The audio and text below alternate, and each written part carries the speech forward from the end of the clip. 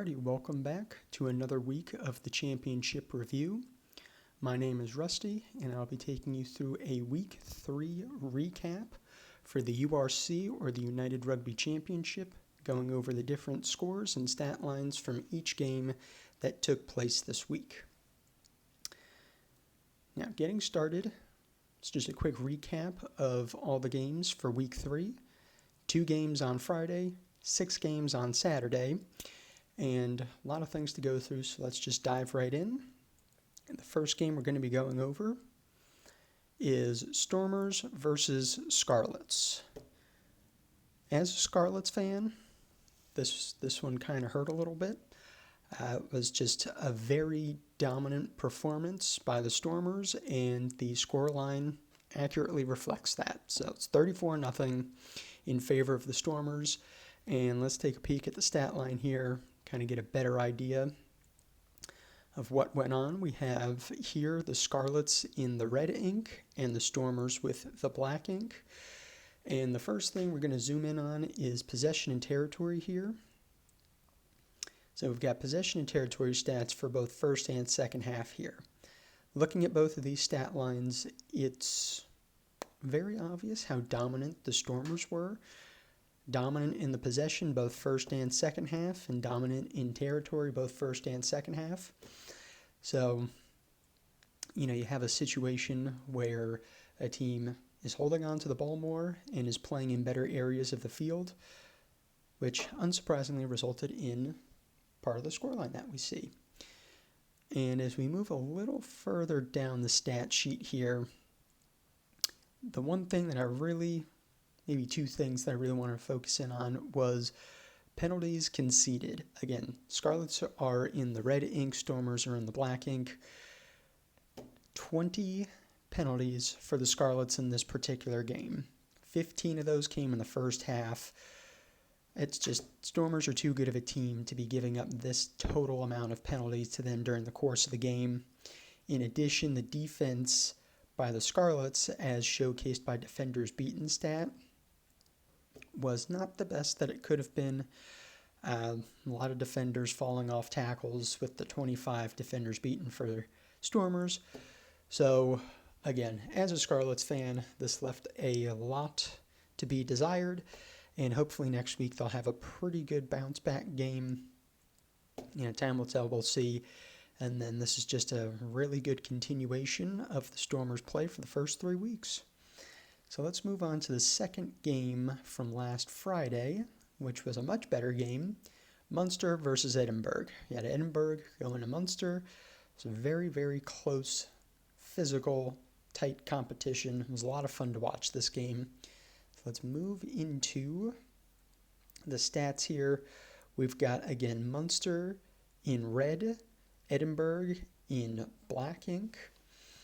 Possession and territory stats, unsurprisingly given what the score is, was relatively even amongst both teams in the first and second half.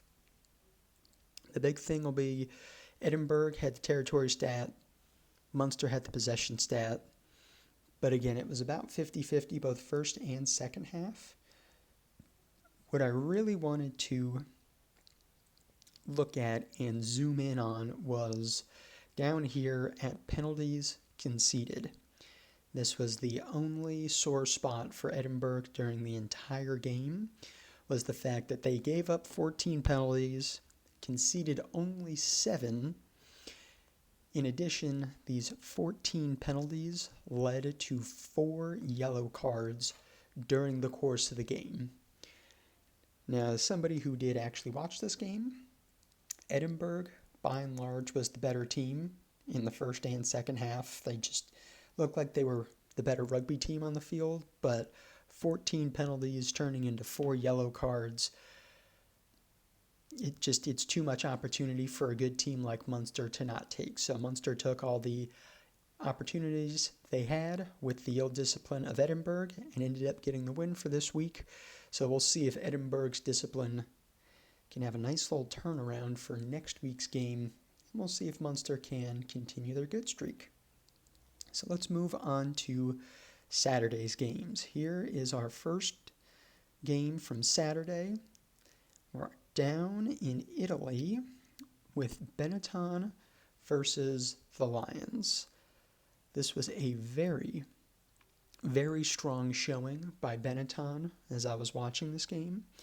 Let's take a peek at the stats here. Benetton with the green ink, Lions with the black ink. And the first thing I wanted to zoom in on was possession and territory. Now, this is very similar to what we saw with the Stormers Scarlets game, where the team that won the game was very dominant in possession plus territory stats. Again, when you're the team that's holding on to the ball more, playing in better areas of the field, more than likely going to have a positive outcome for that team, in which that was the case with Benetton this week. So, again, majority of possession, majority of territory in favor of Benetton. Scoreline was in favor of Benetton as well, so Benetton just played well, held on to the ball, did a great job taking every opportunity they had. If we move a little further down the stat sheet here, meters carried, defenders beaten, plus line breaks. 3 things I wanted to really focus in on here. You've got Benetton running for over 500 meters during the course of the game, huge amount.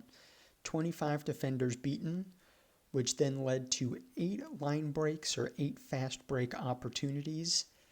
And you compare the line break opportunities to what the Lions had. 8 for Benetton, only 2 for the Lions.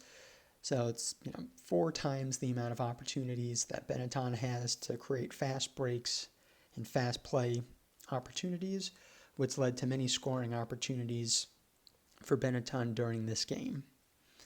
So let's move on to the next game that was on Saturday, which is Ospreys versus Parma. This is our second shutout of the week here, and I was a little surprised to see this particular result just because of how well Zebri Parma played the first 2 weeks. Not so surprised with how the Ospreys played, given how well they played on their recent South Africa tour. Very surprised to see Parma get skunked and not play nearly as well as they played the first 2 weeks. So let's move into our stats here. And the first stats, so we're just going to get right into it. We're going to zoom in to possession and territory.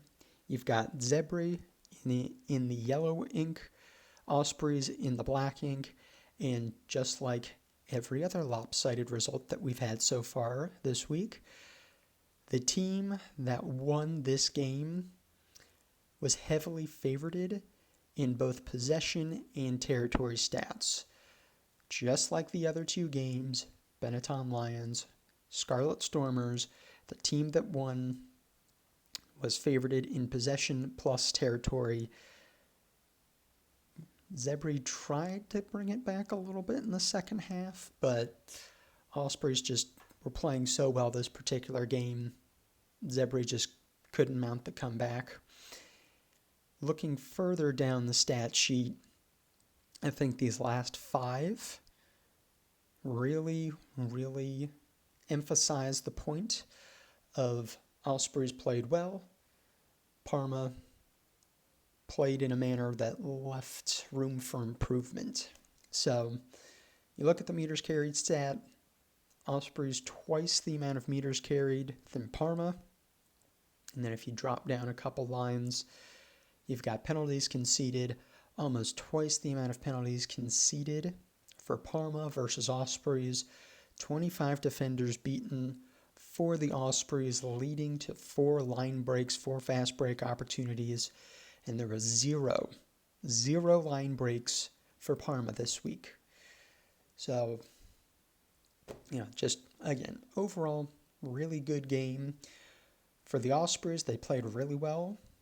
It was just a little surprising to see Parma play this way, given how the first 2 weeks went, but maybe this is a situation where Parma doesn't play that great on the road, but plays really, really well at their home venue. So we'll see how this pans out as the season progresses. Our next game for Saturday, Glasgow Dragons. Our third shutout of the week. And this one kind of surprised me a little bit as well, not because of how well Glasgow played, but because of how the Dragons played. They had a good game against Sharks last week where they tied. I thought maybe there was some positive momentum that could keep going from week 2 to week 3. But that was not the case. Glasgow laid down the law, let everybody know that they are one of the top teams in the URC still, and the scoreline definitely proves it. So let's move to our stats here. And almost a tale of two halves a little bit. I mean, the first half was much closer on the possession and territory stats than the second half was. So that tells me, again, this is just my opinion on it, but it looks like Dragons had a much better first half than second half, given the increase of possession and territory that Glasgow had in the second half. What I want to zoom in on is the bottom line of this bottom lines of the stat sheet here. And the three that I want to look at is meters carried, defenders beaten, plus line breaks again. You know, you just look at those three offensive stats right there. Compare and contrast what Glasgow did versus what Dragons did. And I just look at this and I'm like, yeah, okay. 49-0 makes sense. You've got 550 meters carried for Glasgow versus 250 for the Dragons. That is a huge, huge, huge difference between the two right there. Defenders beaten, I mean, Glasgow almost has 3 times the amount of defenders beaten as the Dragons do. With all those defenders beaten, that has led to 7 line breaks, 7 fast break opportunities, and Glasgow definitely took advantage of every line break opportunity they had. Now let's move to our next game. Lovely Leinster versus Hollywood Bet Sharks. So I see this, and I think Leinster may have worked through their little niggles the first couple weeks with this particular scoreline. So 31 for Leinster, 5 for Hollywood Bet Sharks. Let's just take a closer look at the stat line here. So just taking a quick peek at possession and territory. The first half was much, much more dominant for Leinster than the second half was. So possession and territory stats for Leinster, just again, heavily favored in the first half. Second half, though, Sharks must have played incredibly better because possession and territory ended up being closer towards a 50-50 split. But this tells me that the first half for Leinster was so much better than the second half for the Sharks that Leinster front-loaded everything and then, for lack of a better term, kind of coasted through the second half. Now, what I do want to zoom in on is down here towards the bottom. The biggest thing that caught my eye was penalties conceded. And the sole reason behind this is how Leinster was playing the first 2 weeks of the season. Leinster, if I remember correctly, had 15 plus penalties in each of the first 2 games, which led to losing results in both games. This week, they only conceded 8 penalties. So whatever first, second week disciplinary issues Leinster needed to work through, they have successfully worked through it, and I believe they're now back towards that very well-polished, very well-playing, high-standard team that I have come to know them as. So we'll see how the momentum carries forward with Leinster in the next few weeks, and then we'll see if Hollywood Bet Sharks can, really make a turnaround after, getting hammered pretty good by Leinster this past week. Moving on to our next game, we've got Ulster versus Bulls. It's another lopsided game here. This one kind of surprised me a bit. Not with how Ulster played, but with how the Vodacom Bulls played. Vodacom Bulls were the highest scoring team in the URC after 2 weeks. And I guess they came up against a formidable defense in Ulster, and Ulster just stopped them and shut the Bulls down this week. So let's move into the stat sheet here. We've got Ulster with the black ink, Vodacom Bulls with the blue ink. We'll take a quick peek at possession territory. So what's interesting about this is possession and territory favored the Bulls in the first half and then completely flip-flopped in the second half.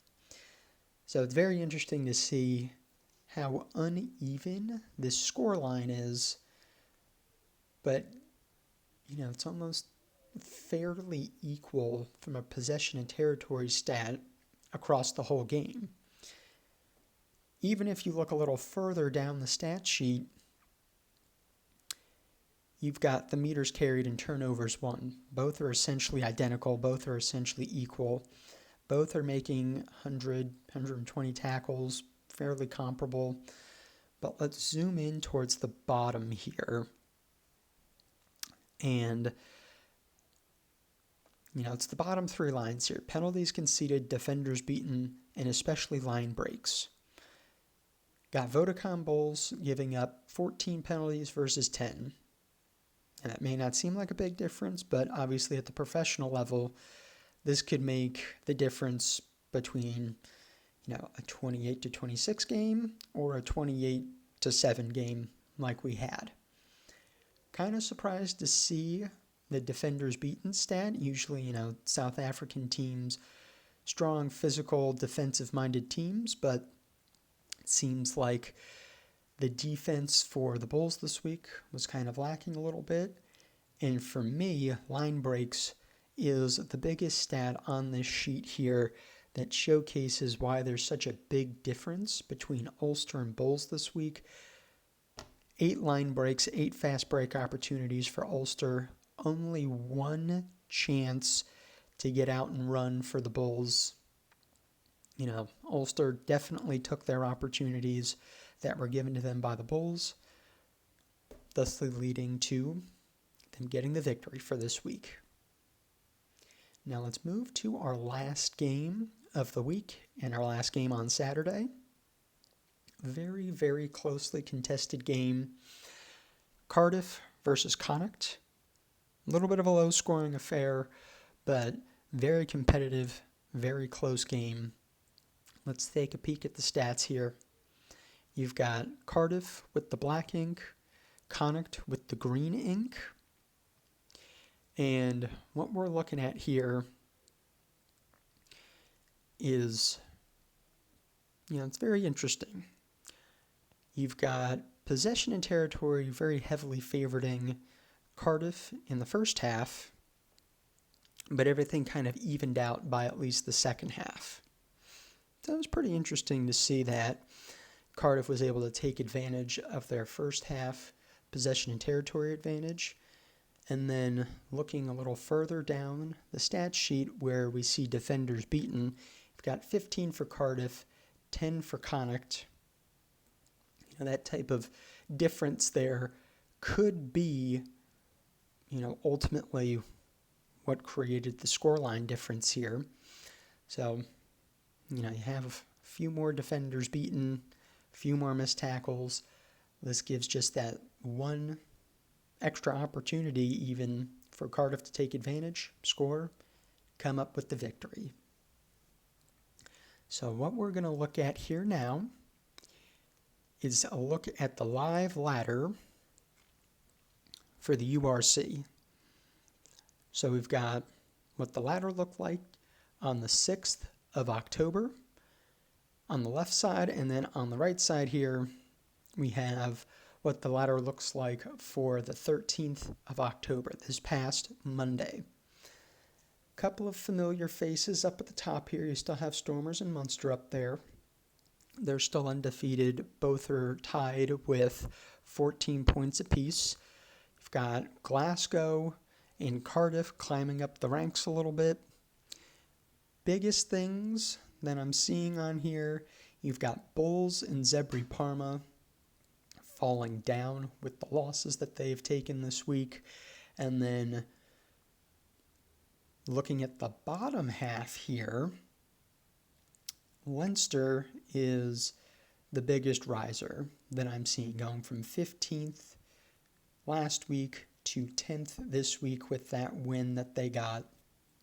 So we'll see how this continues to shake up as the weeks progress. And the last thing we're going to look at here is simply the week 4 schedule. We've got 3 games coming up today, Friday, and the other 5 games will be happening on Saturday. Obviously, I'm looking at the Scarlets-Lions game. As a Scarlets fan, I want to see them play well, win the game.